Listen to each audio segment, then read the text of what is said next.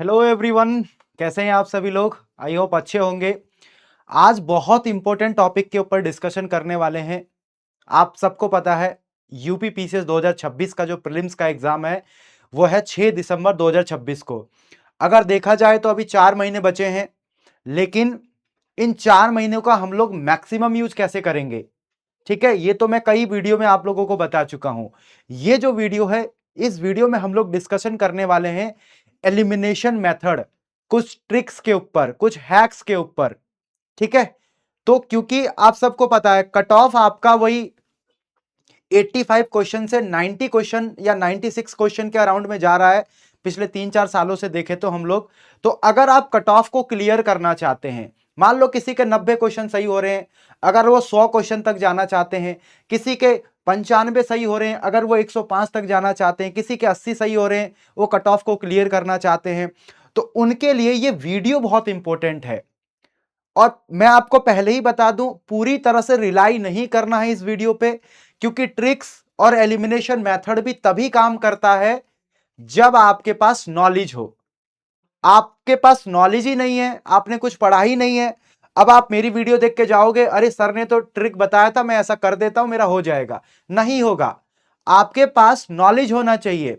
और देखो, मैं एक चीज हमेशा बोलता हूं कि ये जो एग्जाम है ना, ये बचपन से लेकर अभी तक आपने क्या सीखा है, क्या क्या चीजें आपने जानी हैं, किन किन चीजों के बारे में अब अवेयर हो, वहीं से बहुत सारे क्वेश्चन बनते हैं।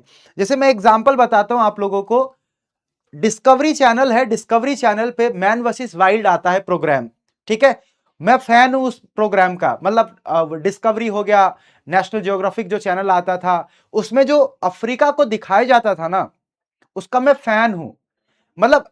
और मेरी ज्योग्राफी, मेरा है भी इंटरेस्ट, मेरा ऑप्शनल भी रहा है ज्योग्राफी। तो मेरे यूपी पीसीएस में, इवन यूपीएससी में कई सारे क्वेश्चन सही हुए हैं उसी के थ्रू।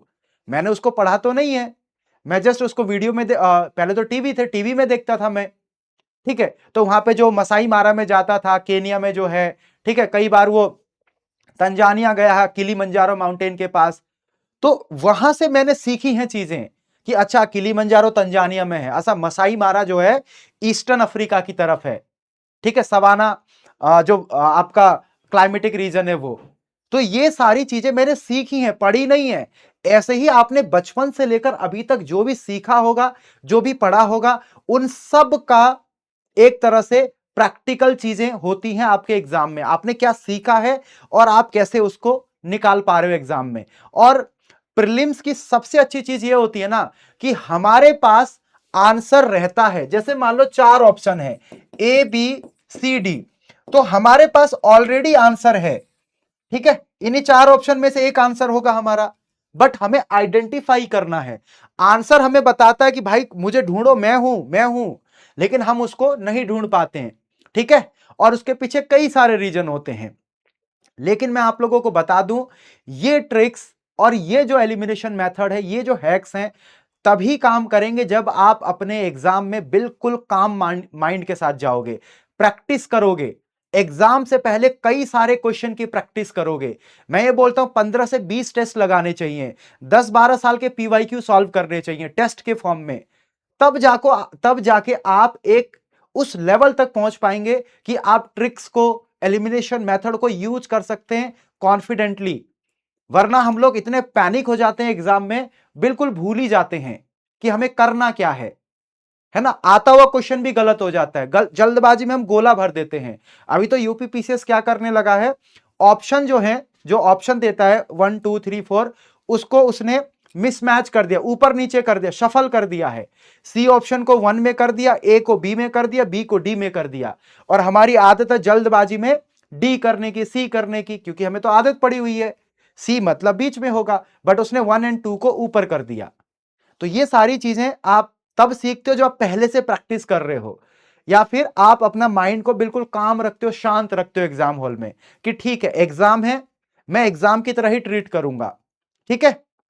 अब देखो, अब जो मैं एलिमिनेशन मेथड यहां पे ट्रिक्स बताने वाला हूं, वो 10-12 ट्रिक्स हैं आपकी, ठीक है। ऑल्दो यूपी पीसीएस में जनरली फैक्चुअल क्वेश्चन पूछता है, लेकिन पिछले 4 से 5 सालों के पेपर को एनालिसिस करने के बाद क्वेश्चन को देखने के बाद, ऑप्शन को देखने के बाद ये ट्रिक्स मैंने आप लोगों के लिए निकाली हैं। आई होप ये वीडियो आप लोगों के लिए पसंद आएगा, ठीक है।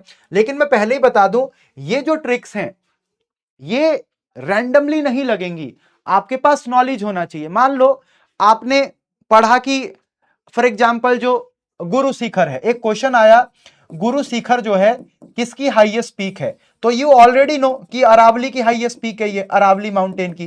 तो अगर ये पता है, आपके नॉलेज में है, ये आपको 100% श्योर है, तो गो विद योर नॉलेज। आप डायरेक्टली अपने नॉलेज के साथ जाइए। आपको पता है आर्टिकल 280 में फाइनेंस कमीशन की बात होती है, आपको पता है 324 में इलेक्शन कमीशन की बात होती है, आपको पता है 148 में कैग की बात होती है। Go with your knowledge, tricks की कोई जरूरत नहीं है वहां पे, उस क्वेश्चन में सीधा अपने नॉलेज के साथ जाइए, ठीक है। तो अगर कहीं पे नॉलेज यूज हो रहा है तो डायरेक्टली उस नॉलेज को यूज करिए। और होते हैं क्वेश्चन, बहुत सारे क्वेश्चन ऐसे होते हैं जो आपके नॉलेज के ऊपर होते हैं। अगला है योर इंस्टिंक्ट, ठीक है। आपका देखो, आपने क्वेश्चन को पढ़ा और उसके बाद आपका इंस्टिंक्ट क्या बोल रहा है कि इसका आंसर क्या होगा। जो पहली बार आपका दिल बोल रहा है ना कि यह आंसर है, तो उसी आंसर के साथ जाइए। मान लो आपके दिल ने बोला कि बी आंसर है, ठीक है, आपने आपके इंस्टिंक्ट ने क्या बोला कि आंसर बी होगा, आप बी के साथ जाइए। हम लोग क्या करते हैं, हमने बी को तो लगा दिया, ठीक है, हमने बी ऑप्शन को टिक कर दिया पेपर में, हम आगे बढ़े, हमें लगा अरे यार नहीं बी नहीं होगा सी होगा, हम आके सी कर देते हैं बी को काट के, और जनरली वो गलत हो जाता है। 90% से ज्यादा आंसर आपका 90% से ज्यादा वही होता है जो आपने पहली बार सोचा है। क्योंकि आप 3-4 साल पढ़ाई कर रहे हो, कोई 5-6 साल से कर रहा है, तो आपने इतनी रिगरसली पढ़ाई करी है कि आपको कहीं ना कहीं आइडिया लग जाएगा कि इसका आंसर क्या हो सकता है। आपके अंदर की आवाज बता देगी क्या हो सकता है इसका आंसर, जिसको बोलते हैं ना हम लोग अंतरात्मा की आवाज। तो जो अंतरात्मा की आवाज बता रही है वही आपका पहला आंसर होगा, उसको टिक करिए, आगे बढ़िए। उसके बाद आते हैं कुछ हैक्स और ट्रिक्स, और इसी पे हम लोग अभी बात करने वाले हैं, ठीक है। इसी पे कि ट्रिक्स कौन कौन से होते हैं, एलिमिनेशन मेथड हम लोग कैसे यूज कर सकते हैं, वो सारी चीजें, ठीक है। लेकिन अगर आपको नॉलेज है, उस क्वेश्चन का 100% श्योर है, go with your knowledge. Second चीज, आपका अंतरात्मा की आवाज ये बोल रही है कि नहीं इसका आंसर बी होगा, इसका आंसर सी होगा, गो विद दैट ऑप्शन। और लास्ट में आता है ट्रिक्स, ठीक है। अब देखो, सबसे पहले हमें एग्जामिनर जो है ना हमारा, उसके माइंडसेट को समझना है कि एक्चुअल में एग्जामिनर का माइंडसेट क्या है। अब एग्जामिनर के जिस दिन आपने माइंडसेट को पकड़ लिया ना, उस दिन आपका आधा काम हो जाता है, मैं हमेशा बोलता हूं। क्योंकि जो क्वेश्चन सेट कर रहा है वो भी तो हमारे जैसा ह्यूमन है ना, उसको भी गलत ऑप्शन बनाना है, उसको भी सही ऑप्शन बनाना है। सही ऑप्शन तो आसानी से बना देगा वो, गलत ऑप्शन बनाते समय उसको दिमाग लगाना पड़ता है। मान लो डेट चेंज कर देगा, कोई स्कीम है 2018 में शुरू हुई थी, अब उसको गलत करना है तो क्या करेगा, 2018 की जगह 2020 कर देगा। गलत करना थोड़ा इजी है, अगर उसी ऑप्शन को उसको सही करना है तो क्या करेगा, ये स्कीम 2018 में शुरू हुई थी, खत्म, उसको दिमाग ही नहीं लगाना है। लेकिन अगर उसको उसको गलत करना हुआ उस स्कीम को, तो 2018 की जगह 2020 लिखेगा। अब जैसे हिस्ट्री के क्वेश्चन में कई बार क्या होता है कि जैसे मान लो उपनिषद में या पुराणों में इनकी व्याख्या की गई है, अशोक ने इसको शुरू किया था, अकबर ने इसको शुरू किया था। ऐसे क्वेश्चन में ना जनरली वो आंसर सही होता है। अब खुद सोचो, तुम क्वेश्चन पेपर बना रहे हो, हिस्ट्री का क्वेश्चन है कि अशोक के टाइम पे आप अशोक के ऊपर एक क्वेश्चन बनाना चाह रहे हो कि इसको अशोक ने शुरू किया था, कोई भी ले लो, ठीक है, धम्म नीति जो थी अशोक की थी। अब आप इसको गलत बनाना है तो आपको सोचना पड़ेगा, आपको टाइम देना पड़ेगा उसके लिए कि मैं कैसे इस ऑप्शन को गलत बनाऊं। तो एग्जामिनर जनरली उसको सही बना देता है कि ठीक है, कि इसको मैं स्टार्ट कर देता हूं कि अशोक ने ही धम्म की पॉलिसी को स्टार्ट किया था, धम्मा की पॉलिसी को। तो एग्जामिनर के माइंडसेट को पकड़ना बहुत जरूरी है कि एग्जामिनर जब वो क्वेश्चन बना रहा था तो वो क्या सोच रहा था, उसके दिमाग में क्या चल रहा था। आप खुद से क्वेश्चन बनाओ, जब आप क्वेश्चन बनाते हो ना तो आपको पता चलता है कि आपके माइंड में क्या चल रहा है। और जब आप क्वेश्चन खुद से बनाते हो तो आपको पता भी लगता है कि ये जो क्वेश्चन मेरे सामने आया है, इसके पीछे एग्जामिनर की सोच क्या रही होगी, कहां पे वो हमें ट्रैप करना चाहता है। अभी देखो, आजकल आपने देखा होगा क्रोनोलॉजिकल ऑर्डर में क्वेश्चन बहुत ज्यादा पूछने लगा है। और क्रोनोलॉजिकल ऑर्डर ऐसे नहीं कि एक पूछ लेगा, 1920 की चीज, एक 2000 की चीज, एक 2015 की चीज नहीं। वो क्या पूछ रहा है, बिल्कुल पास पास में, एक ही साल के अंदर क्या क्या हुआ है। अब यहां से हमें एक चीज माइंडसेट का पता चलता है एग्जामिनर का, कि अब वो आपसे और डिटेलिंग में जा रहा है और क्रोनोलॉजिकल ऑर्डर में जा रहा है। तो जब भी आप पढ़ोगे, जहां पे आपको लगता है कि अच्छा ये वाला जो पार्ट है यहां पे क्वेश्चन बना सकता है, जैसे आप देखोगे 1972, 1973, 1974, 1986, अब ये क्या है, ये ईयर है, बट इस ईयर में बहुत सारे एक्ट आए थे, बहुत सारे एक्ट आए थे। वाइल्ड लाइफ प्रोटेक्शन एक्ट आया था, प्रोजेक्ट टाइगर आया था, ठीक है, आपका एनवायरमेंट एक्ट आया था, बहुत सारे एक्ट आए थे। अब यहां से आपका दिमाग चलना चाहिए कि नहीं, एग्जामिनर का भी तो दिमाग जा रहा होगा यहां पे, क्या पता अगली बार यहीं से क्वेश्चन बना दे और आप कंफ्यूज हो जाए कि प्रोटेक्शन एक्ट कब आया था, प्रोजेक्ट टाइगर कब आया था और एनवायरमेंटल एक्ट कब आया था। तो ये हमें एग्जामिनर के माइंडसेट को समझना बहुत जरूरी है। मैं अब यहां पे आपको क्वेश्चन दिखाता हूं, दो तीन क्वेश्चन, जहां से अभी आपको एग्जामिनर के माइंडसेट को समझने में थोड़ी सी हेल्प मिलेगी। देखो ये क्वेश्चन क्या है, बहुत इजी क्वेश्चन है कि 2025 में आदि कर्म योगी बीटा संस्करण एक उत्तरदायी शासन पहल का शुभारंभ निम्नलिखित में से किस मंत्रालय द्वारा किया गया था। अब मैंने अभी आपको बताया ना, अगर उसको क्वेश्चन आसान बनाना होता तो सिंपल सा यहां पे एक ही ऑप्शन देता कि कौन सा, ए बी सी डी, ठीक है, चार ऑप्शन देके वो चार मंत्रालय के नाम देके छोड़ देता। बट उसको क्वेश्चन क्या बनाना था, डिफिकल्ट बनाना था, आपका टाइम कंज्यूम कराना था एग्जाम में, आपको पैनिक में लाना था एग्जाम में। इसीलिए उसने क्या किया, यहां पे तीन और, यहां पे ये जो मिनिस्ट्री है वो तो एक ही होगी, वो तो एक ही होगी, मिनिस्ट्री एक ही होगी, बस उसने क्या किया, तीन और मिनिस्ट्री को ऐड कर दिया ताकि आपको कंफ्यूज किया जा सके। ये कर रहा है यूपीपीएससी कमीशन। तो आपको अगर अपना दिमाग लगाना है तो उससे पहले आपको एग्जामिनर का माइंडसेट पकड़ना पड़ेगा, ठीक है। अभी क्या कर रहा है, आंसर एक है लेकिन उसमें तीन और ऑप्शन ऐड कर दे रहा है ताकि आप कंफ्यूज हो जाओ, ठीक है। जैसे ये देखो, with reference to the Puranas which of the following statement is correct.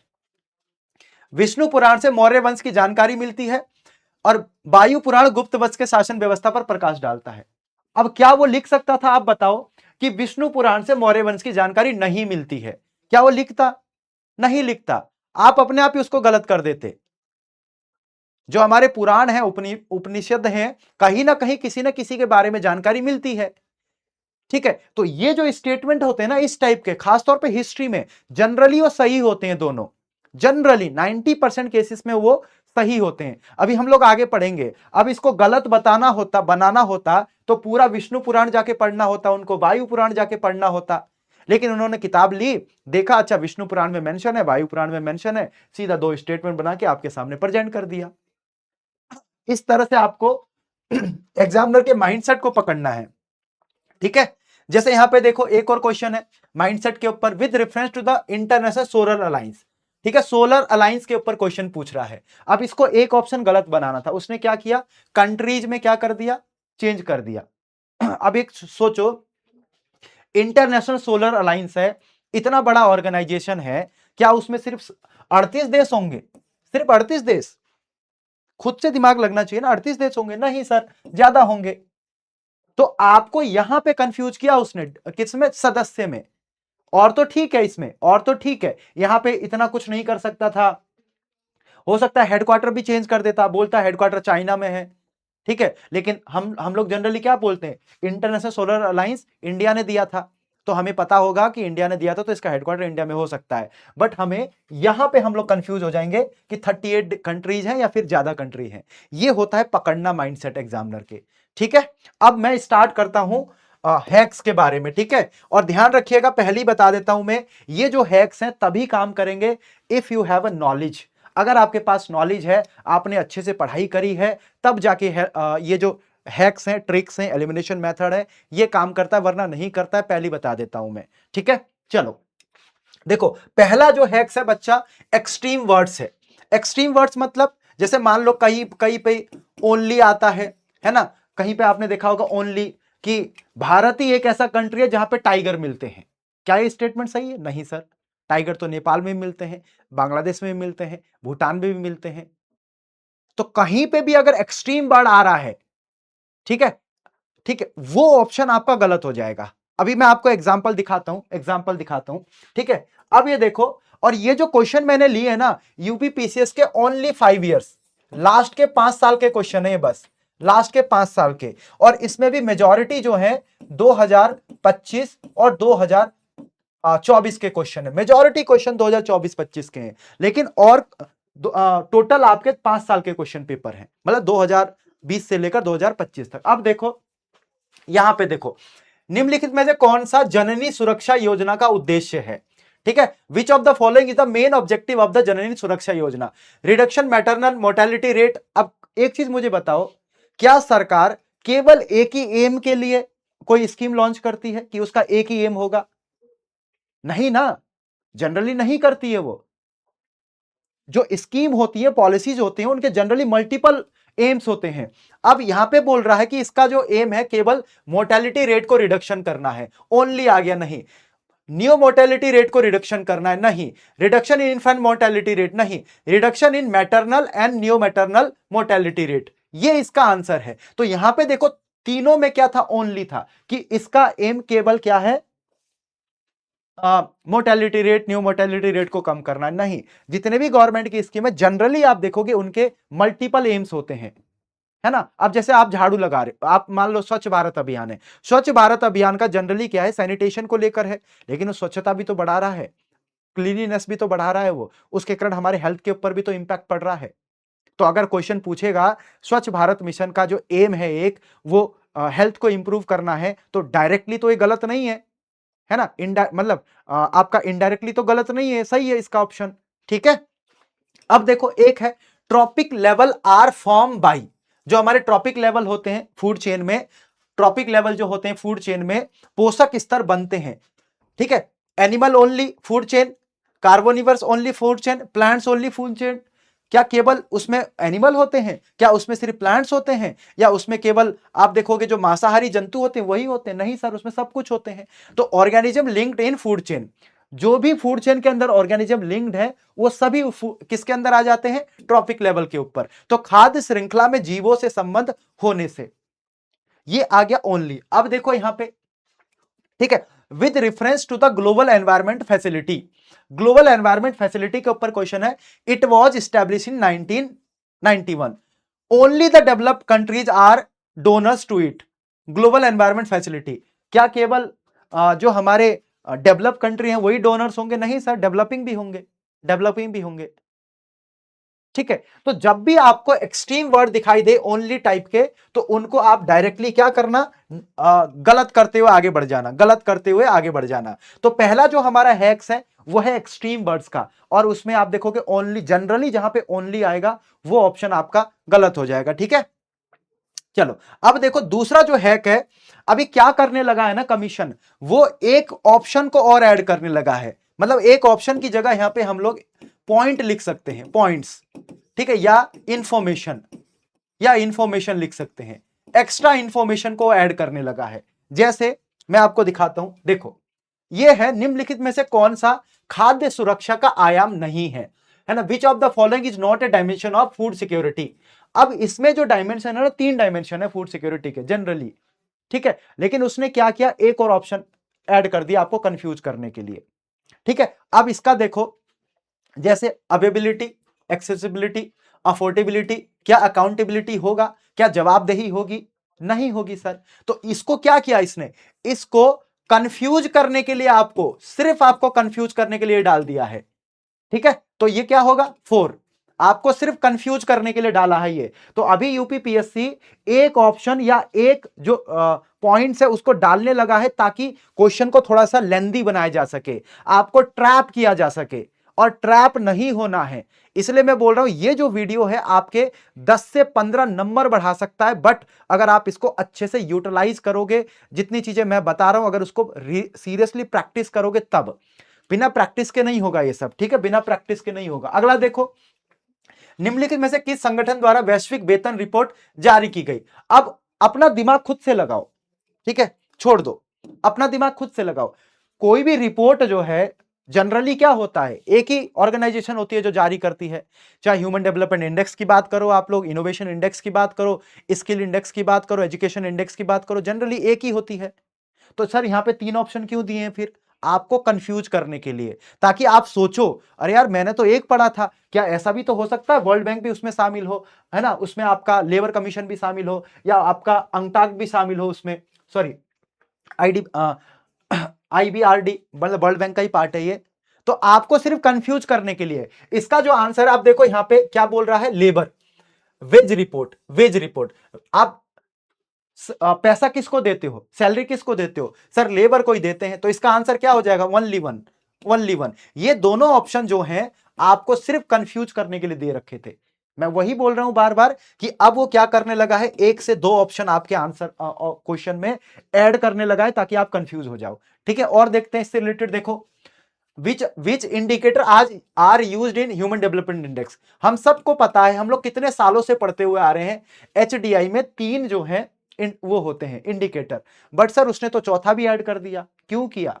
Confuse करने के लिए आपको, ठीक है, कंफ्यूज करने के लिए। अब क्या इसमें एनवायरमेंट की कंडीशन होगी? देखो कितना वेग ऑप्शन है, कितना वेग ऑप्शन है। नहीं सर तीसरा नहीं होगा, तो तीसरा नहीं होगा तो ये गलत हो जाएगा, तो इसमें हो जाएगा 1 2 3 income level, education, life expectancy. ठीक है, तो देखो ये ऑप्शन उसने सिर्फ आपको कंफ्यूज करने के लिए डाला है, सिर्फ आपको कंफ्यूज करने के लिए। ठीक है, अब आते हैं हैक 3 जो है ऑड ऑप्शन, और ये मेरा सबसे फेवरेट है, सबसे फेवरेट है। अब यहां से आपको एक अलग डायमेंशन मिलेगा कि आप इस तरह से भी सोच सकते हो। जनरली हम लोग क्या करते हैं, हम लोग उस तरह से सोचते नहीं है और हम लोग पैनिक हो जाते हैं, अरे इसका आंसर क्या होगा, क्या होगा, हम लोग ढूंढने लगते हैं। अब देखो ऑड ऑप्शन का मतलब क्या है, 3 जो ऑप्शन होंगे ना वो जनरली सेम होंगे, और जो चौथा ऑप्शन होगा वो जनरली अलग होगा, और जनरली आपका आंसर वही होता है चौथा। ठीक है, मान लो 3 लड़कों के नाम है, ये पूछा कि इसमें से लड़की कौन है, 3 लड़कों के नाम दे रखे हैं और उसने एक लड़की का नाम दे रखा है, तो आपका दिमाग चलेगा ना, अरे वो तो लड़का का नाम है 3, ये लड़की का नाम है, तो इसका आंसर लड़की होगा।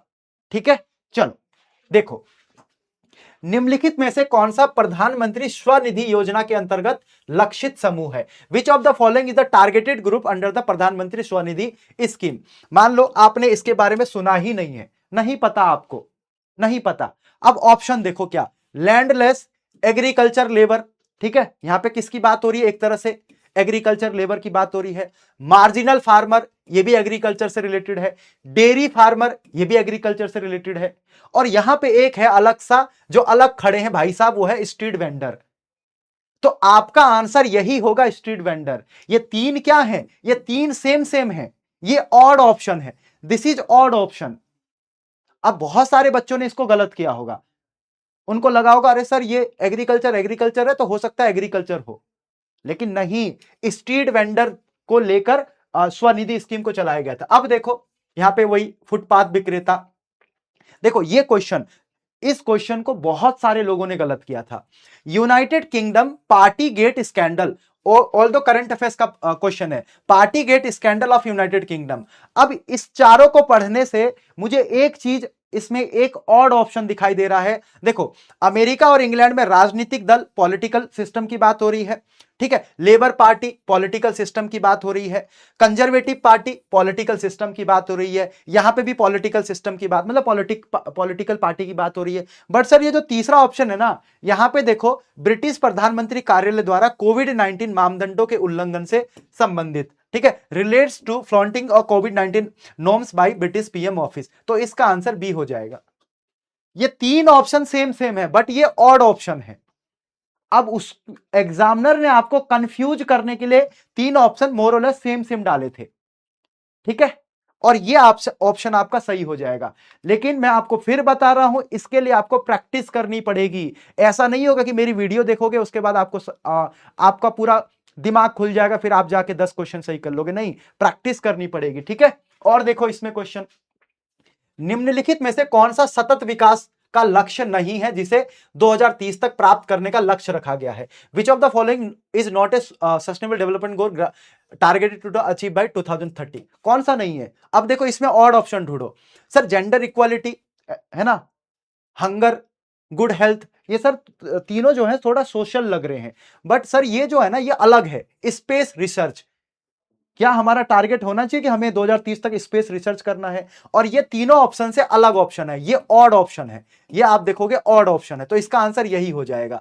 ठीक है, अंतरिक्ष अनुसंधान। यहां एक और क्वेश्चन देखते हैं, विच of the following is not an economic activity.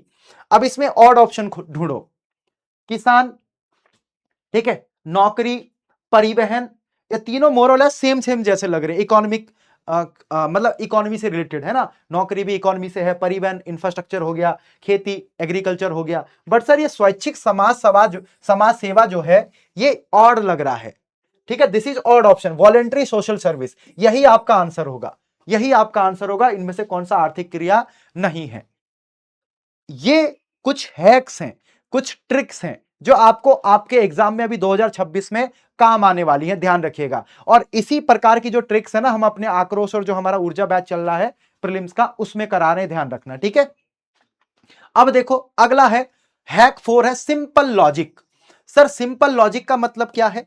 मैंने आपको स्टार्टिंग में एक बात बताई थी कि ये बच्चा तभी यूज कर पाओगे जब आप अपने अपने माइंड को ओपन करोगे एग्जाम में, बिल्कुल शांत रहोगे, काम रहोगे। उसके लिए क्या कर सकते हो मैं बताता हूं, ये मैं खुद करता था। मान लो आपने 1 घंटा पेपर पूरा पढ़ा, जाके बाहर जाओ, मुंह धो के आओ, पानी पियो, मुंह धो के आओ, 1 मिनट भर बाहर थोड़ा रेस्ट करके आओ, उससे आपका माइंड फ्रेश होता है, दोबारा फिर आओ, फिर अटेम्प्ट करो। ये कर सकते हो आप लोग।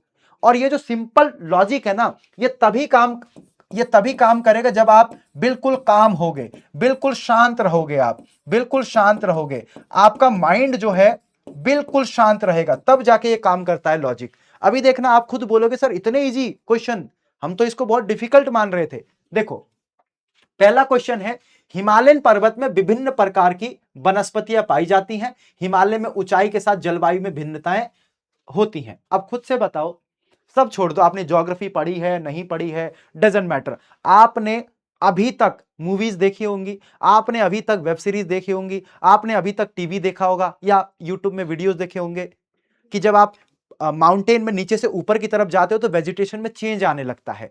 और वो वेजिटेशन में चेंज क्यों आता है? वेजिटेशन किसके साथ कोरिलेट करती है? क्लाइमेट के साथ। अगर क्लाइमेट चेंज हो जाएगा तो वेजिटेशन भी चेंज हो जाएगी, है ना। आप थार के डेजर्ट में देखो, रेगिस्तानी वनस्पतियां पाई जाती हैं, लेकिन वेस्टर्न घाट में हरी भरी बड़ी बड़ी वनस्पतियां हैं, ट्रॉपिकल रेन फॉरेस्ट। क्यों? बिकॉज ऑफ क्लाइमेट, दोनों का क्लाइमेट चेंज है। तो ये दोनों ऑप्शन सही है, और ये इसको क्या कर रहा है, ये इसको मतलब इसकी सही व्याख्या भी कर रहा है कि अगर आप ऊपर की तरफ जाते हो तो टेम्परेचर, क्लाइमेट चेंज हो जाता है, उसके कारण डिफरेंट डिफरेंट टाइप की वेजिटेशन पाई जाती है। क्या इसको कभी पढ़ने की जरूरत है? नहीं, आपको सिंपल लॉजिक के थ्रू इसको सॉल्व करना था, सिंपल लॉजिक। और बहुत सारे बच्चे मेरे को बोलते हैं कि सर असर्शन और रीजन के क्वेश्चन कैसे सॉल्व होते हैं, क्योंकि मैं बहुत कंफ्यूज होती हूं उसमें, और मेरे जनरली गलत होते हैं। ध्यान से याद करना, सबसे इजी क्वेश्चन यही होते हैं। अगर इन दोनों में से एक पता है आपको गलत है, आपका आंसर निकल गया। हां, कंफ्यूजन कहां पे होता है कि ये इसको कॉम्प्लीमेंट कर रहा नहीं कर रहा, लेकिन थोड़ा सा दिमाग ओपन करके सोचना चाहिए, है ना, शांत रह के, तो आराम से इसका आंसर भी निकल जाएगा। ठीक है, पहला क्वेश्चन। अगला देखो, अब देखो, प्राचीन व्यापार में के नियम निम्नलिखित कथनों पर विचार कीजिए। प्राचीन भारत में बहुत से नदी बंदरगाह के संदर्भ मिलते हैं, वहां सामान और यातायात के बड़े गोदाम थे।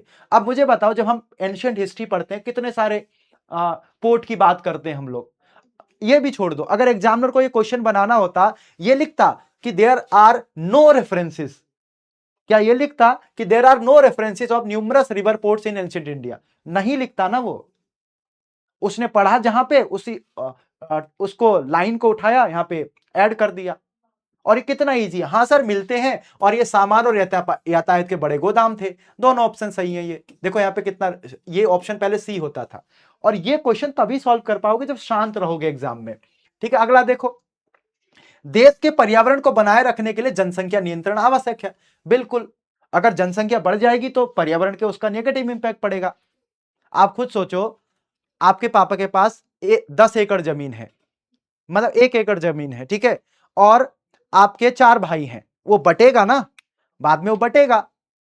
अब उनके बच्चे होंगे तो फिर वो बटेगा, तो जो लैंड पहले बड़ा था वो छोटा हो गया, उसके कारण आप क्या करोगे, वहां पे जो पेड़ पौधे होंगे उसको भी काटना चालू करोगे।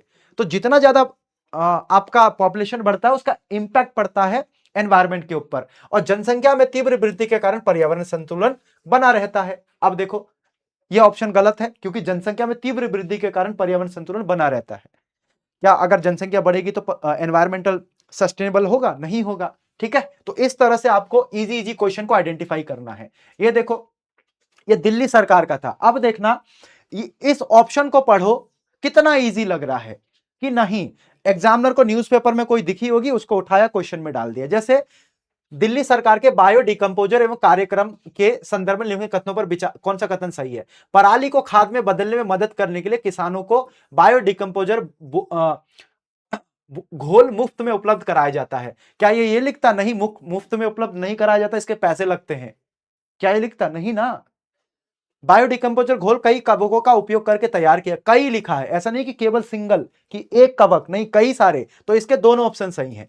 ये भी कितना इजी लॉजिक से सॉल्व हो सकता था। आगे देखते हैं। देखो, हिमालय अनेक बड़ी सतत वाहिनी नदियों का उद्गम स्थल है। हिमालय की ऊंची श्रेणियों में सदा हिमाच्छादित, मतलब ऊपर जो है ग्लेशियर होते हैं, और ग्लेशियर होंगे तो वहां से नदी निकलेगी। गंगा कहां से निकलती है? गंगोत्री से। यमुना कहां से निकलती है? यमुनोत्री से। तो जितना ज्यादा ग्लेशियर उतने ज्यादा रिवर। ग्लेशियर पिघलता है, पानी निकलता है, उससे रिवर बनती है, फिर हमारे यहां आती हैं।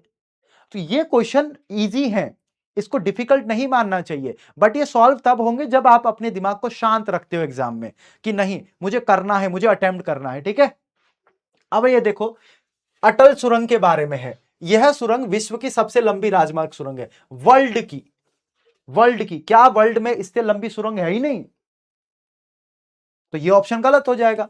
ठीक है, मान लो इसको पीर पंजाल में है या नहीं है वो नहीं पता आपको, लेकिन इसको तो आप जनरली गलत ही कर दोगे ना। चलो ठीक है, अब यहां पे देखो कितना इजी है। अब खुद से बताओ, हमारा सबसे पहले टारगेट क्या होना चाहिए? हमारा टारगेट क्या होना चाहिए? हम लोग सर, हमारा टारगेट पहले गरीबी कम करना होना चाहिए, या फिर पहले एजुकेशन प्रोवाइड करना? पहले होना चाहिए गरीबी कम करना। तो गोल 1 जो है किससे रिलेटेड है? पॉवर्टी से। कहां गया पॉवर्टी? ये रहा। ए का 3 हो जाएगा, ये गलत, ये गलत। तो आप 2 आंसर तक तो इजीली पहुंच जाओगे ना। ठीक है, अब देखो, फिर गरीबी के बाद आपका एजुकेशन आ सकता है, हेल्थ आ सकता है, फिर जाके क्लीन वाटर एंड सैनिटेशन आएगा। सबसे लास्ट में आएगा क्लीन वाटर एंड सैनिटेशन। तो यहां पे सबसे लास्ट में कौन है? गोल 6, डी का 1। डी का 1 निकल गया आंसर। ये सिंपल लॉजिक। मान लो आपको पता भी नहीं है इसके बारे में, लेकिन आपको ये तो पता है ना कि सबसे पहली प्रायोरिटी गरीबी कम करनी है। अगर आप गरीबी नहीं कम करोगे तो जो परिवार है वो अपने बच्चों को एजुकेशन भी नहीं प्रोवाइड कर पाएगा, अपने बच्चों को वो क्वालिटी हेल्थ फैसिलिटीज भी नहीं प्रोवाइड कर पाएगा, क्लीन वाटर भी नहीं प्रोवाइड कर पाएगा। अगर आपने उसको गरीबी से निकाल दिया, वो सब कुछ खुद ही कर लेगा। तो सबसे पहली प्रायोरिटी हमारी गरीबी कम करनी है, और जब गरीब पहली प्रायोरिटी वो है तो पहला गोल भी वही होगा। खत्म। ठीक है, अब सेम चीज यहां पे देखो, ये है ना, ह्यूमन डेवलपमेंट इंडेक्स है। ठीक है, आपका निवेश है, इन्वेस्टमेंट। इन्वेस्टमेंट कौन करता है? ट्रेड से रिलेटेड होता है इन्वेस्टमेंट, तो है ना। इन्वेस्टमेंट सी का 4 हो जाएगा। सी का 4 कहां पे है सर? सी का 4 ये रहा, एक और इसमें। फिर ह्यूमन डेवलपमेंट इंडेक्स सबको पता होता है, यूएनडीपी। तो ए का 3, ए का 3, ये निकल गया आंसर। ठीक है, इजी क्वेश्चन है। अब ये देखो, मान लो किसी को नहीं पता बायोटिक सक्सेशन के बारे में, कि बायोटिक सक्सेशन क्या होता है, उसका क्रोनोलॉजिकल ऑर्डर क्या है, लेकिन आपको यह तो पता होगा ना कि सबसे पहले माइग्रेशन होगा।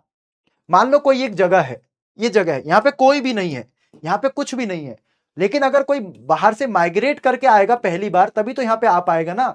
सबसे पहले तो माइग्रेशन आएगा। अब देखो माइग्रेशन कहां पे? ये खत्म, ये खत्म, ये माइग्रेशन है। अब इसका आप, अब मान लो सबसे पहले माइग्रेशन हुआ, सबसे लास्ट में क्या होगा सर? स्टेबल हो जाएगी ये जगह, ये जगह स्टेबल हो जाएगी। सबसे पहले माइग्रेशन। अब मान लो एक खेत है, ठीक है, एक खेत है, वहां पे सबसे पहले आप गए माइग्रेट करके उस खेत में, आपने पूरा वो जमीन, खेत को खेती करने लायक बनाया, वहां पे घर बनाया, शहर बसाया। अब 15 20 50 साल के बाद वो जो जगह है स्टेबल हो जाएगी। अब वहां पे बहुत कम लोग क्या करेंगे, मतलब आप वो एक्सपेंड करने का उसमें चारा बहुत कम बचेगा, तो वो जगह अब स्टेबल हो जाएगी, फिर आप कोई और जगह ढूंढोगे। ठीक है, तो लास्ट में क्या आएगा? स्टेबल।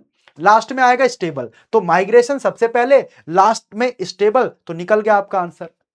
ठीक है, एक और चीज देखो, हिमालय अभी भी ऊंचा हो रहा है, चलो ये तो थोड़ा सा वह है। अब ये देखो, plants and animals that live on land are called. और एक चीज ध्यान रखना हमेशा कि ट्राई किया करो हिंदी और इंग्लिश दोनों पढ़ने का।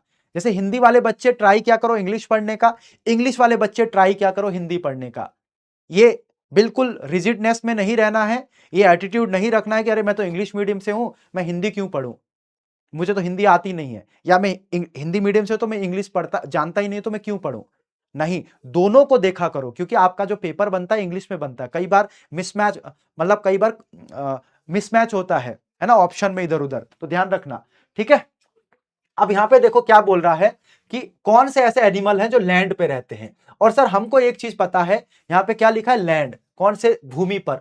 और भूमि कहां पे, स्थल में, ये रहा, स्थल को ही तो हम लोग भूमि बोलते हैं ना, स्थल को ही तो हम लोग भूमि बोलते हैं। निकल गया आंसर सी, टेरेस्ट्रियल हैबिटेंट्स, निकल गया। अगला देखो, रेगिस्तान में, रेगिस्तान में रहने वाले क्या, अब यहां पे ऑप्शन देखो, मरुद्भिद, मरु को क्या बोलते हैं हम लोग, मरु, मरुभूमि, रेगिस्तान को हम लोग मरुभूमि बोलते हैं ना, तो अगर ये रेगिस्तान है तो ये मरुद्भिद हो जाएगा, इसका आंसर डी हो गया। देखो, हम सोचने लगते हैं अरे सर ये क्या पूछा, मुझे तो पता ही नहीं है, क्या वृक्षवासी होगा, स्थलीय होगा, बिल बनाने वाले जानवर होंगे, या मरुद्भिद होगा। तो इस तरह से आपको क्वेश्चन सॉल्व करने हैं। यहां पे देखो कितना इजी क्वेश्चन है, इस क्वेश्चन को अभी मैंने शॉर्ट्स में भी दिया था आप लोगों को। देखो यहां पे बोल रहा है परमिसेबल नॉइज लेवल कितना होता है और एरिया है। सबसे ज्यादा नॉइज लेवल 70 डीबी है ना, 70 डीबी है। अब यहां पे देख के बताओ सबसे ज्यादा नॉइज कौन से रीजन में होगा, क्या रेजिडेंशियल रीजन में होगा, साइलेंट रीजन में होगा, इंडस्ट्रियल रीजन में होगा, या कमर्शियल रीजन में होगा। सर जहां पे उद्योग होगा, बड़ी बड़ी मशीनें चल रही होंगी, वहीं पे सबसे ज्यादा शोर होगा। तो ए का, सॉरी सी का 4 हो गया, सी का 4 यहां पे है। अब सबसे शांत वाला 50 ये, यहां पे सबसे शांत कौन सा है, साइलेंट जोन, बी का 1, निकल गया आंसर। ये तरीका होता है करने का। क्या इसको पढ़ने की जरूरत थी आपको, क्या किसी बुक में, ऑल्दो लिखा होगा किसी बुक में इस तरह से, बट क्या इसको पढ़ने की जरूरत थी, नहीं थी सर। ये तो आसानी से लॉजिक से हो सकता था, इसीलिए दिमाग को खुला रखना है। ये वीडियो बनाने का मेरा मकसद यही है कि आप लोगों के 10 से 15 क्वेश्चन या 10 से 15 मार्क्स इजीली सॉल्व हो सके, और आपका जो अभी नंबर आ रहा था वो 10 से 15 मार्क्स बढ़ जाए, ये मेरा टारगेट है। लेकिन मैं फिर से बता दूं, प्रैक्टिस करनी पड़ेगी इसको, कम से कम 20 से 25 क्वेश्चन लगाने पड़ेंगे, सॉरी 20 से 25 टेस्ट लगाने पड़ेंगे, पीवाईक्यू सॉल्व करने पड़ेंगे, अपने माइंड को ओपन करना पड़ेगा, पहले से ही प्रैक्टिस करनी पड़ेगी, तब होंगे, ठीक है। चलो अब यहां पे खुद से देखो, ब्लैक, ब्लैक रेवोल्यूशन, अब इसमें से किसका कलर ब्लैक होगा, ऑब्वियस सी बात है सर, ऑयल का कलर ब्लैक होगा, तो डी का फर्स्ट हो गया, निकल गया आंसर, डी का फर्स्ट, सीधा। येलो, पीला कलर किसका होगा, सर पीला कलर जो होगा ना, नहीं नहीं एक सेकंड रुको, डी का ऑयल शीड है, हाँ कहा गया, ये रहा पेट्रोलियम, डी का 2, डी का 3, डी का 3 पेट्रोलियम, ठीक है, डी का 3 हो जाएगा, ठीक है, डी का 3 कहां पे है, ये और ये होगा। और येलो कलर किसका होगा सर, येलो कलर ऑब्वियस सी बात ऑयल सीड्स का होगा सर, जैसे आपका सरसों हो गया, ठीक है। तो सी का 1 हो गया, सी का 1 कहां पे है, डी का 3 सी का 1, ठीक है। अब देखो ब्लैक हो गया, येलो हो गया, अब ग्रे आता है, ग्रे, ठीक है, फर्टिलाइजर। तो ये क्वेश्चन भी आप आराम से किससे कर सकते हो, ये जो वर्ड है ना, वर्ड, वर्ड को देखो और यहां पे ये देखो कि इसका मतलब क्या हो सकता है। पेट्रोल काला होता है, ऑयल सीड्स पीले होते हैं, तो ऐसे करके भी इसको सॉल्व कर सकते हैं, ठीक है। चलो अगला है, देखो बच्चा, हैक 5 जो है वो है 2 स्टेटमेंट। ध्यान रखना, ये स्टेटमेंट मैं अपने एनालिसिस के बेस पे बता रहा हूं, ठीक है। ये स्टेटमेंट मैं अपने एनालिसिस के बेस पे बता रहा हूं। मैंने पिछले 5 सालों के पेपर देखे हैं, जैसे मैंने स्टार्टिंग में बताया था, उन पेपर में जब भी 2 स्टेटमेंट वाले क्वेश्चन आते हैं ना, मान लो आपके पेपर में 30 क्वेश्चन ऐसे हैं जो 2 स्टेटमेंट वाले हैं, for example 30 question, in 30 question में से, इन 30 क्वेश्चन में से कम से कम 18 से लेकर 20 जो क्वेश्चन होते हैं ना, उनका आंसर होता है सी। 18 से लेकर 20 क्वेश्चन उनका आंसर होता है सी। और इन सी में भी जनरली जनरली क्या होता है, जनरली क्या होता है, जो आपके हिस्ट्री के क्वेश्चन है या जो आपके आर्ट एंड कल्चर के क्वेश्चन है, ठीक है, वो जनरली सही होते हैं, ठीक है। आइए मैं दिखाता हूं आपको, लेकिन ध्यान रखना ये मेरा एनालिसिस है। अगर मान लो आपको आपने सिर्फ 80 क्वेश्चन अटेम्प्ट करें, आपको आ ही नहीं रहा है, तब जाके सी लगा देना, दो ऑप्शन वाले में, ठीक है, दो ऑप्शन वाले में सी लगाना, मल्टी ऑप्शन वाले में बताऊंगा आपको आगे।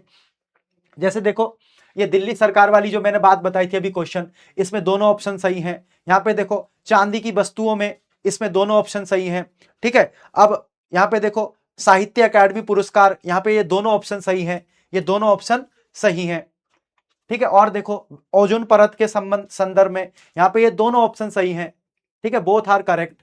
तो जब भी दो ऑप्शन आए, आपके पास स्कोप नहीं है 80-90 क्वेश्चन आप अटेम्प्ट कर पा रहे हो, तो go with the C option, C option के साथ जाओ। ये मेरा खुद का एनालिसिस है, ठीक है। 18 से 20 क्वेश्चन, इट मींस कि अगर 30 क्वेश्चन पूछ रहा है तो 18 से 20 क्वेश्चन आपके सी आंसर होंगे, ठीक है। यहां पे भी देखो ये मेट्स के ऊपर जो क्वेश्चन पूछा था, ये देखो प्रवाह जो सॉफ्टवेयर डेवलप था इसरो ने जो बनाया था, इसका भी दोनों आंसर है, इसका भी दोनों आंसर है, ठीक है। अब आते हैं हम लोग यूपीपीएससी का favourite topic, hack number 6, favourite topic. देखो यूपीपीएससी के फेवरेट टॉपिक बहुत सारे हैं, बट जो हमारा, मैं आपको एक एग्जांपल से बताता हूं, क्लाइमेटिक जो रीजन है, क्लाइमेटिक रीजन में एक तो ब्रिटिश टाइप क्लाइमेट है, ठीक है, एक ब्रिटिश टाइप क्लाइमेट है, दूसरा जो है वो है भूमध्य सागर, मेडिटेरियन भूमध्य सागर सागरीय जलवायु, ये इसका फेवरेट टॉपिक है। हर दूसरे साल ये क्वेश्चन पूछ लेता है, और इसमें जो आंसर होता है उसमें क्या करता है, ये बोलेगा सर्दी में तो बारिश होती है, सर्दी में बारिश होती है यहां पे, और इसका ऑप्शन क्या, इसका कारण क्या होता है, प्रेशर जो बेल्ट होते हैं उसकी शिफ्टिंग, प्रेशर बेल्ट की शिफ्टिंग। सर्दी में बारिश इसलिए होती है क्योंकि प्रेशर बेल्ट अपनी जगह पे शिफ्ट हो जाते हैं, गर्मी में इसलिए नहीं होती क्योंकि ये प्रेशर बेल्ट ऊपर शिफ्ट हो जाते हैं, तो 30 से 40 डिग्री के बीच में आपका हाई प्रेशर डेवलप होता है, ठीक है। ये इसका क्वेश्चन होता है, तो फेवरेट टॉपिक है ये इसका फेवरेट टॉपिक है, ध्यान रखना यूपीपीएससी का, ठीक है। बाकी जैसे देखो मान लो अगर हिस्ट्री में क्वेश्चन पूछ रहा है आपसे, है ना, हिस्ट्री में क्वेश्चन पूछ रहा है कि बताओ ये किसने स्टार्ट किया था, तो अगर वहां पे अकबर का नाम है ना, तो अकबर आंसर होगा। मान लो अगर वहां पे अशोक का नाम है तो उसका आंसर क्या होगा, अशोका होगा, क्योंकि ये दोनों रूलर ऐसे रहे हैं जिन्होंने बहुत सारी चीजों में डेवलपमेंट की है। तो अगर आपको नहीं क्वेश्चन नहीं आ रहे, आपने सिर्फ उतना ही अटेम्प्ट करना है, 80 अटेम्प्ट कर रहे हो, आपको और अटेम्प्ट करना है, तो go with this option, in option के साथ जाओ, ठीक है। चलो देखो भूमध्य सागरीय जलवायु के क्षेत्रों में वर्षा शीत ऋतु में होती है, अभी जैसे मैंने बताया, गर्मियों में यह क्षेत्र शुष्क स्थलीय हवाओं के प्रभाव में रहते हैं। ये दोनों सही है, और इसकी व्याख्या भी करता है, इसकी व्याख्या भी करता है। अब यहां पे देखो British type climate, British type पश्चिमी यूरोप की जलवायु के संदर्भ में निम्नलिखित तथ्यों पर विचार कीजिए। पश्चिमी यूरोप में सभी महीनों में वर्षा होती है। पश्चिमी यूरोप पछुआ पवनों की पेटी के अंतर्गत स्थित है। पछुआ पवन कब है, पछुआ पवन कहां पे चलती है, पीछे से चलती है ना, कॉन्टिनेंट के वेस्टर्न साइड पे, और क्वेश्चन क्या पूछ रहा है, वेस्टर्न यूरोप, तो ऑब्वियस ही बात है सर, ये भी ऑप्शन सही होगा, ये भी सही होगा। तो ये फेवरेट टॉपिक है, इन दो टॉपिक को अच्छे से कवर करके जाइएगा, यहां से क्वेश्चन आपको एग्जाम में मिलेगा, है ना। चलो आगे चलते हैं, अगला जो है देखो too much detailing, too much detailing इसका मतलब क्या है, hack number 7, too much detailing का मतलब क्या है बच्चा, इसका मतलब यह है जब भी आपसे मान लो कोई स्टेटमेंट बना रहा है, कोई भी आपसे स्टेटमेंट बना रहा है या कोई भी क्वेश्चन पूछ रहा है आपसे, अगर उसमें बहुत सारी डिटेलिंग दे रखी है, डिटेलिंग मतलब मान लो फॉर एग्जांपल, मान लो इंडिया का जो एक्सपोर्ट है 13.8% है, ये क्या है, पूरी डिटेलिंग है, ये पीक डिटेलिंग। ये भी तो बोल सकते थे ना कि इंडिया का जो एक्सपोर्ट है 10% है, 10% के ऊपर, लेकिन अगर उसको क्वेश्चन गलत करना होगा तो क्या करेगा, डिटेलिंग में जाएगा वो, जैसे मैंने शुरुआत में बताया था, अगर उसको ऑप्शन गलत बनाना हुआ तो वो बिल्कुल डिटेलिंग में जाएगा, 2018 की जगह 2020 कर देगा, है ना। अब 10% को वो लिख देगा कि 11%, 11.2%, 11.3%। तो पीक डिटेलिंग जहां पे भी आपको दिखाई दे, टू मच डिटेलिंग जहां पे भी दिखाई दे, वो ऑप्शन जनरली रेड फ्लैग होता है, मतलब वो ऑप्शन जनरली गलत होता है। इसके बारे में अभी मैं आपको क्वेश्चन के थ्रू समझाता हूं, ठीक है। जैसे देखो सेवाओं के बारे में आर्थिक सर्वेक्षण का ये क्वेश्चन पूछा गया था, ठीक है।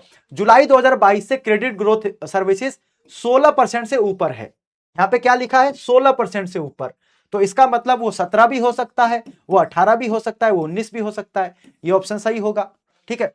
75 डिजिटल बैंकिंग इकाइयों की घोषणा वित्तीय सेवाओं को बदलने के लिए की गई है। ठीक है, एग्जैक्ट लिख दिया 75। अब यहां पे आपका माइंड चलना चाहिए, क्या पता 75 है या नहीं। चलो इसको अभी रुको। पीएमआई सेवाओं में 2022 जुलाई से सबसे मजबूत विस्तार देखा गया। ठीक है, अब देखो यहां पे इसने पूरी डिटेलिंग की है। 2022 जुलाई, 2022 जुलाई। अगर ये लिखता ना कि सिर्फ 2022 या 2021 तो हो सकता है ये ऑप्शन गलत हो। अब इसको भी छोड़ते हैं। अब यहां पे आ जाओ, फैशन, ग्रोसरी, जनरल मर्चेंडाइज 2030 तक भारतीय ई कॉमर्स बाजार के लगभग 2/3 हिस्से अपना स्थान रखेंगे। अब देखो, 2/3 of the Indian e commerce market कौन से, फैशन, ग्रोसरी और जनरल मर्चेंडाइज, मतलब 75%। ये ऐसा नहीं लग रहा बहुत ज्यादा लिख दिया इन्होंने, बहुत ज्यादा लिख दिया। यहां पे आपका दिमाग नहीं चलना चाहिए कि इतना ज्यादा कैसे हो सकता है 30% हो, 40% हो, 50 ही हो। 75% फैशन, ग्रोसरी और जनरल मर्चेंडाइज का, वो भी 2030 तक, अगले 3 सालों में, 4 सालों में। तो आपका दिमाग चलना चाहिए और इसका आंसर यही है, इसका आंसर यही है। आगे देखो, एक और क्वेश्चन है, ये देखो सबसे डिफिकल्ट आपको लगा था एक क्वेश्चन। अब यहां पे सबसे ज्यादा पीक डिटेलिंग कहां पे है सर, यहां पे ये एग्जैक्ट लिखा है 15.7, 15.7%। इसको 15 भी कर सकता था, इसको अब 15% भी कर सकता था, इसको 15 to 16% भी कर सकता था। एग्जैक्ट 15.7 क्यों, आपको कंफ्यूज करने के लिए, आपको कंफ्यूज करने के लिए डाला है। ये पीक डिटेलिंग है ना, टू मच डिटेलिंग। एक क्वेश्चन के अंदर पूरा डिटेलिंग करके ऑप्शन डाला गया है। तो इसका आंसर यही होगा, चावल उत्पादन में बिहार का योगदान 15.7%। ये गलत आंसर है। ठीक है, आगे देखो, एक और क्वेश्चन है यहां पे देखो। ठीक है, अप्रैल 2024 में भारत ने फिलीपींस को ब्रह्मोस सुपरसोनिक क्रूज मिसाइल प्रदान की। मान लो नहीं पता आपको, इसके बारे में नहीं पता, दूसरा ऑप्शन पढ़ो। मिसाइल की मारक क्षमता कितने, 490 kilometre. Missile has a range of 490 kilometre, है ना। क्या किसी भी मिसाइल की मारक क्षमता एक ही हो सकती है, 490 किलोमीटर, कि नहीं जी सिर्फ 490 ही वो मार सकता, उसके आगे 491 नहीं मार सकता। 491 किलोमीटर तक नहीं जा सकता, वो 500 तक नहीं जा सकता। क्या ऐसा हो सकता है, नहीं ना, नहीं हो सकता ना ऐसा। तो एग्जैक्टली देखो लिखा है कि 490। हाँ ये होता ना कि लगभग मान लो अप्रोक्स 490 है या अराउंड 400 से 490 तक है, तो ये ऑप्शन सही होता। बट एग्जैक्ट लिख दिया, इतनी डिटेलिंग कर दी कि 490 किलोमीटर, तो ये ऑप्शन आपका गलत हो जाता है। ठीक है, तो ए सही है किंतु आर गलत है। ठीक है, अब आते हैं हैक 7 पे। हैक 7 क्या है हमारा, स्कीम एंड पॉलिसी। ठीक है, स्कीम एंड पॉलिसी से रिलेटेड जब भी क्वेश्चन आएगा आपसे, तो जनरली उसमें जो क्वेश्चन होते हैं ना गलत, वो होते हैं ईयर को लेकर। आपसे ईयर गलत पूछ लेगा। मान लो एक ऑप्शन बनाता है कि एक क्वेश्चन है फॉर एग्जाम्पल अटल पेंशन योजना के बारे में क्वेश्चन बनाता है। ठीक है, तो उसका पहला ऑप्शन क्या है, अटल पेंशन योजना के बारे में कि अटल पेंशन योजना 2017 में शुरू की गई थी। तो आपका दिमाग चलना चाहिए, वो ऑप्शन जल्दी ट्रैप होता है, जनरली वो ऑप्शन ट्रैप होता है आपको गलत कराने के लिए। ठीक है, तो यहां पे मैंने लिखा है कि जनरली आपको ईयर जो होते हैं ना रॉन्ग मिलते हैं, लेकिन ये तब काम आता है जब अगर आपसे स्टेटमेंट वाइज क्वेश्चन पूछ ले, स्टेटमेंट वाले। ठीक है, जैसे यहां पे देखो, अब देखो पीएम गति शक्ति योजना के बारे में पूछ रहा है। पीएम गति शक्ति योजना के संदर्भ में निम्नलिखित कथनों पर विचार कीजिए, कौन सा सही है।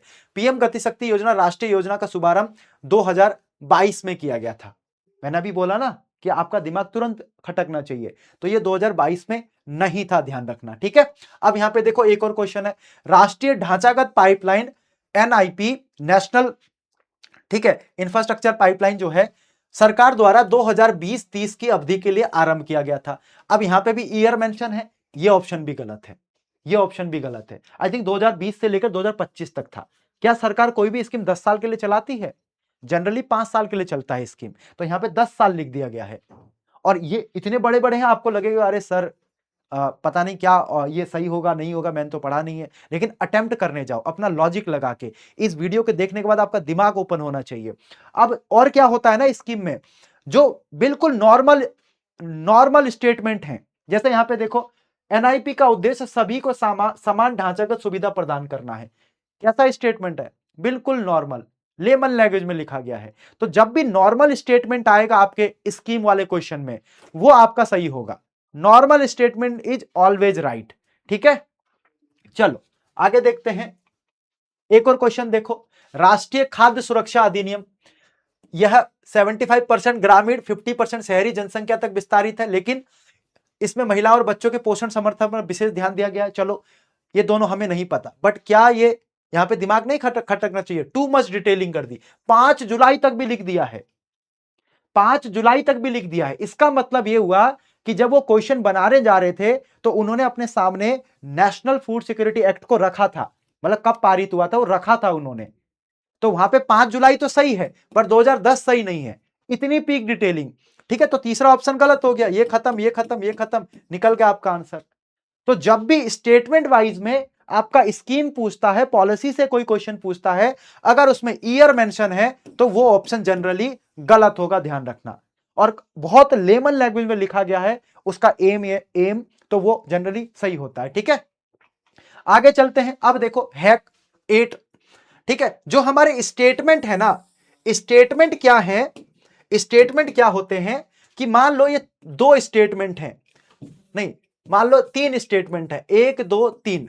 अब क्या होता है, मान लो एक कोई स्टेटमेंट है, ये दूसरा है, ये तीसरा है। ठीक है, अब क्या होता है, हम लोग क्या चेक करते हैं कि ये स्टेटमेंट इसको कॉम्प्लीमेंट कर रहा है या नहीं कर रहा, या ये स्टेटमेंट इसको कॉम्प्लीमेंट कर रहा है या नहीं कर रहा। कई बार ऐसा होता है ना कि ये अपोजिट होते हैं, स्टेटमेंट कॉम्प्लीमेंट ही नहीं कर रहे होते, तो उसको देखेंगे इसमें। ठीक है, जैसे देखो अब यहां पे आ जाओ, एसडीजी 2030 में लक्ष्य 4 को प्राप्त करने के लिए कौन सा उपाय आवश्यक है, मतलब जो एसडीजी गोल है उसमें जो 4 हमारा टारगेट है ना, एम जो है, गोल जो है 4, उसको प्राप्त करने के लिए कौन कौन से उपाय होने चाहिए। अब देखो, निःशुल्क शिक्षा को अनिवार्य बनाना, चलिए सर ये एजुकेशन से रिलेटेड है। स्कूल के बुनियादी ढांचे में सुधार करना, सर बिल्कुल ये भी एजुकेशन से रिलेटेड है। ठीक है, कृषि कार्यक्रमों का विस्तार, अरे सर ये कैसे एग्रीकल्चर आ गया, एग्रीकल्चर कैसे आ गया इसमें, और प्रौद्योगिकी निवेश, अरे सर इसमें टेक्नोलॉजी कैसे आ गया। तो इसका मतलब सर ये दोनों ऑप्शन ना एक एक जैसे लग रहे हैं, ये दोनों ऑप्शन क्या लग रहे हैं, एक जैसे लग रहे हैं, तो जहां पे 1 और 2 होगा वो ऑप्शन सही होगा।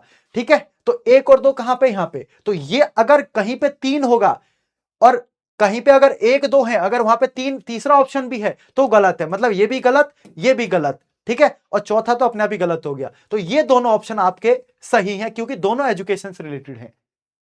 और ये 4 ऑप्शन देख के हमें लगता है अरे 4 ऑप्शन वाले क्वेश्चन पूछ रहा है, अरे दिमाग लगाना है आपको एग्जाम में, थोड़ा सा लगेगा दिमाग बस, बशर्ते उससे पहले आपको प्रैक्टिस करनी पड़ेगी बहुत। और इसी टाइप की रिगरसली हम लोग जो हमारा आक्रोश और ऊर्जा बैच है उसमें प्रैक्टिस करा रहे हैं। ठीक है, अब देखो दूसरा देखो, भारतीय संविधान में शोषण एवं विरुद्ध अधिकार के अंतर्गत निम्नलिखित में से किसकी परिकल्पना की गई है। एक है, ठीक है, अबोलिशन ऑफ अनटचेबिलिटी, मानव देह व्यापार और बलात् श्रम का निषेध, मतलब यहां पे लेबर की बात हो रही है। ठीक है, यहां पे अनटचेबिलिटी की बात हो रही है। कारखाना और खदानों में बच्चों की मजदूरी, सर यहां पे भी लेबर की बात हो रही है। ठीक है, और अल्पसंख्यक के हितों की सुरक्षा, मतलब यहां पे जो माइनॉरिटीज हैं उनकी बात हो रही है। इसका मतलब सर अगर कहीं पे 2 आएगा तो वहां पे 3 आंसर होना चाहिए, है ना, मतलब 3 और 4 एक साथ नहीं होने चाहिए, 2 और 4 एक साथ नहीं होने चाहिए, 1 और 2 एक साथ नहीं होने चाहिए। ठीक है, तो यहां पे देखो 1 और 4 ये दोनों एक साथ नहीं है, गलत। 1 और 2 एक साथ नहीं हो सकते, गलत। और 3 और 4 भी एक साथ नहीं हो सकते, गलत। तो बचाइए 2 और 3। कितना इजी क्वेश्चन है, और इसके लिए प्रैक्टिस चाहिए होगी, ऐसे नहीं होगा। मैं आपको ये वीडियो बना रहा हूं इतना लंबा, ठीक है, ये वीडियो जो बना रहा हूं ये ऐसे ही नहीं बना रहा हूं, पूरा रिसर्च किया है 5 आपका पेपर का, 5 साल का पेपर का, तब बना रहा हूं ताकि आपके नंबर बढ़े। ठीक है, अगला देखो इसी में, है ना, अब देखो ICT based e governance, which of the following statement are correct, कौन सा स्टेटमेंट करेक्ट है ना। E governance reduce the transparency of government, मान लो नहीं पता कि गवर्नमेंट की जो ट्रांसपेरेंसी है उसको रिड्यूस कर देता है। ठीक है, ई governance reduce the cost of government, चलो गवर्नमेंट का कॉस्ट कम करता है।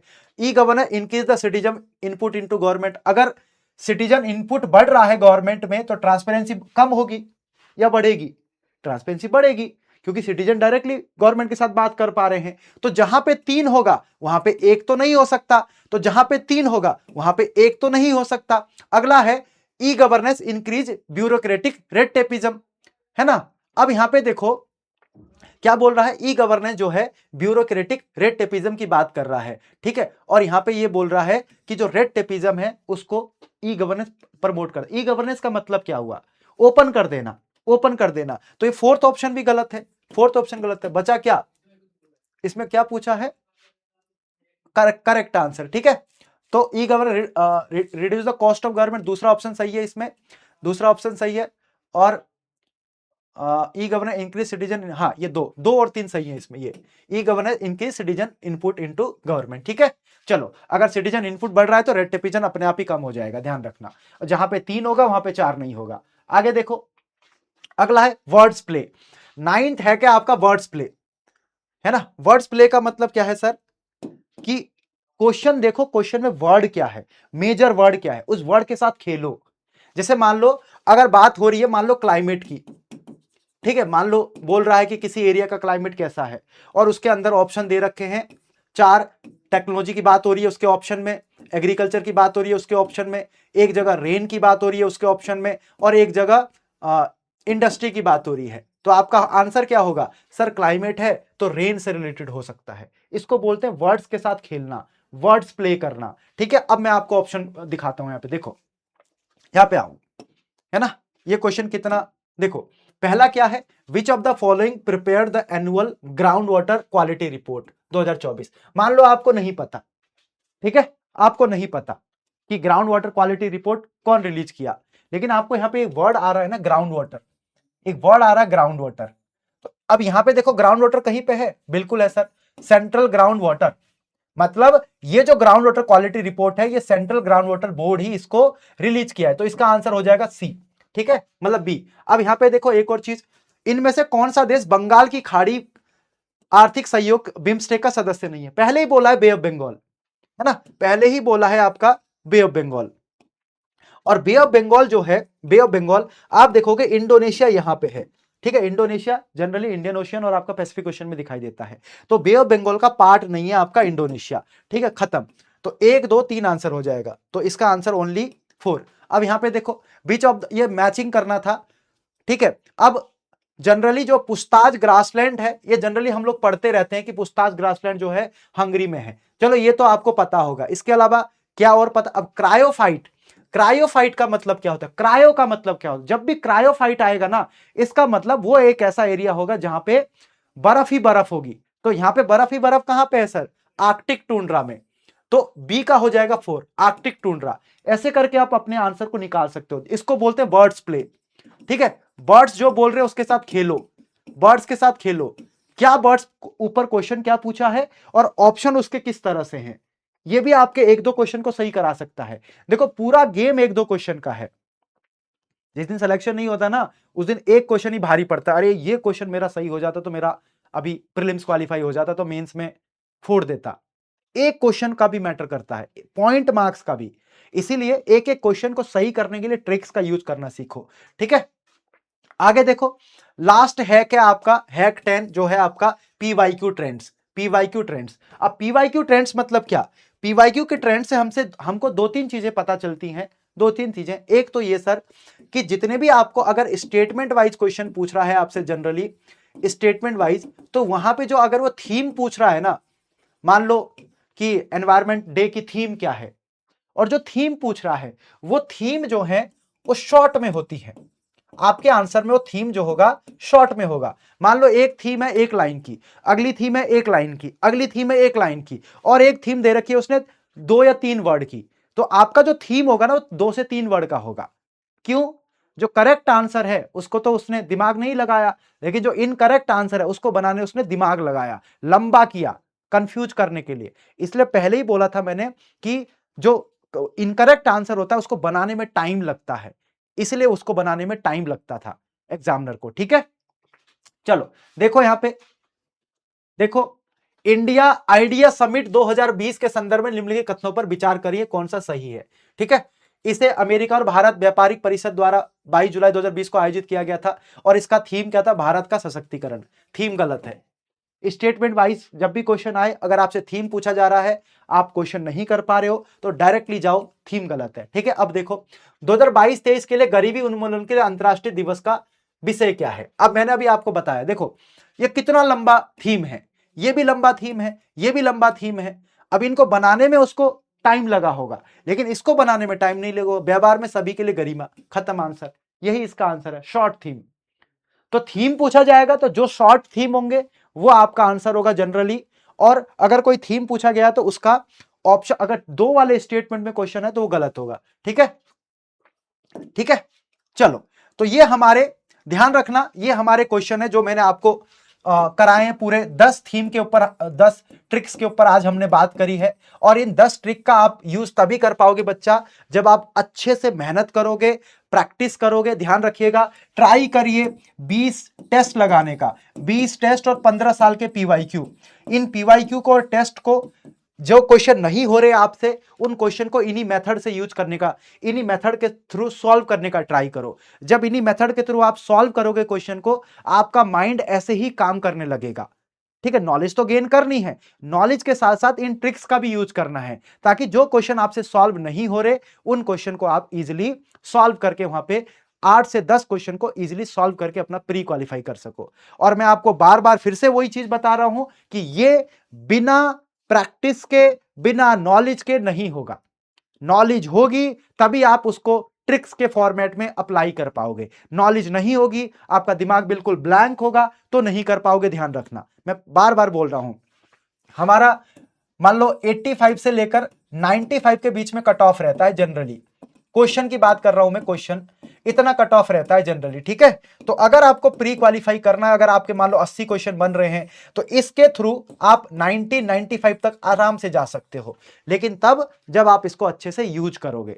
ठीक है, इस वीडियो को अच्छे से यूज करोगे, ठीक है, तब जाके आप अच्छे से अपने ट्रिक्स को इंप्लीमेंट कर पाओगे। और देखो, सबसे बड़ी चीज होती है खुद पे भरोसा रखना।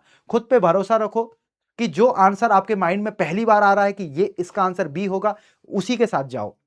ठीक है, और लास्ट में यूज करो ट्रिक्स का, जब आपके क्वेश्चन ज्यादा नहीं हो रहे। वरना अगर आपको आता है तो कोई भी दिक्कत नहीं है, मत जाओ ट्रिक्स के साथ, सीधा अपना नॉलेज के ऊपर जाओ।